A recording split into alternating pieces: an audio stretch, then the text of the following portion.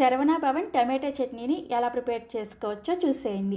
ప్యాన్లోకి 1 table spoon నూనె వేసుకొని వేడైన తర్వాత 4 పొట్టు తీసేసిన వెల్లుల్లి రెబ్బలు వేసుకొని లో ఫ్లేమ్లోనే లైట్గా రంగు మారేంత వరకు వేయించుకోండి. నెక్స్ట్ ఇందులోకి 10 నుంచి 12 వరకు ఎండుమిర్చిని వేసుకొని వీటిని కూడా లో ఫ్లేమ్లోనే లైట్గా రంగు మారేంత వరకు వేయించుకున్న తర్వాత ఒక పెద్ద ఉల్లిపాయని ఇలా ముక్కలుగా కట్ చేసుకొని వేసుకొని 1 నిమిషం పాటు లో ఫ్లేమ్లో వేయించుకొని 1/2 టీ స్పూన్ దాకా పసుపు, 3 మీడియం సైజులో ఉండే పండిన టమాటాల ముక్కల్ని కూడా వేసుకొని ఒకసారి కలిపేసి టమాటా ముక్కలు మెత్తబడేంత వరకు ఉడికించుకోవాలి.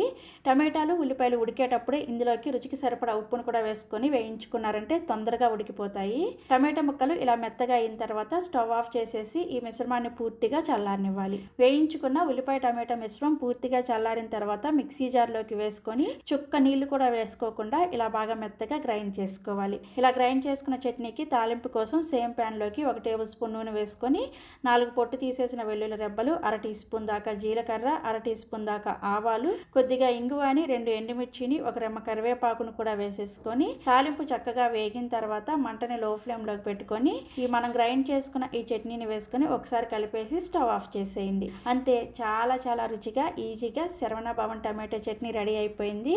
ఇడ్లీలోకైనా, దోశలోకైనా, వడలోకైనా ఎందులోకైనా కానీ ఈ చట్నీ చాలా రుచిగా ఉంటుంది. మరెన్నో ఎమ్మీ రెసిపీస్ కోసం వెంటనే మన ఛానల్లోకి వెళ్ళి మన ఛానల్లో ఉన్న బ్రేక్ఫాస్ట్ రెసిపీస్ అన్నీ కూడా చూసేసి మన ఛానల్ని సబ్స్క్రైబ్ చేసుకోండి. కొత్త వీడియోలు మిస్ అవ్వకుండా ఉంటారు. Thank you.